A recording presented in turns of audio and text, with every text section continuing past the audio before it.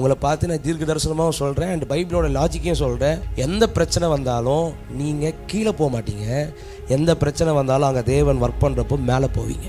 ஏன்னா தேவனுடைய ரொம்ப இஷ்டமான காரியமே என்ன அப்படின்னா, குலைக்கப்பட்ட இடத்த திருப்பி ரிசரக்ட் பண்ணி அழகுபடுத்துறதுல அவர் ரொம்ப திறமை வாய்ந்தவர். உங்கள் வாழ்க்கையில் எந்த விஷயம் குழஞ்சு போயிருந்தாலுமே அதை திருப்பி அவரால் மாற்றுறதுக்கு அவருக்கு வல்லமை இருக்குது. உங்களுடைய ஒரே ஒரு விஷயம் மட்டும் தான் உங்களிடத்துலேருந்து தேவை. ஆண்டவரே உம்மால் மாற்ற முடியும், நான் விசுவாசிக்கிறேன். நீங்கள் பைபிளில் பாருங்களேன், எல்லா வசனமும் எப்படி தெரியுமா இருக்கும்? நான் உன்னை திருப்பி கட்டுவேன், திருப்பி உன்னை கீர்த்தியும் புகழ்ச்சியுமாய். இப்போ ஆண்டவர் வெறித்தனமே எங்கே காமிக்கிறார் அப்படின்னா, உன்னை திருப்பி அங்கே நான் என்ன பண்ணுவேன், நிப்பாட்டுவேன். அவருக்கு என்ன கேம் அவருக்கு ரொம்ப பிடிக்குது அப்படின்னா, சொன்ன விஷயத்தை செஞ்சுட்டு அப்படியே போயிடுவார்.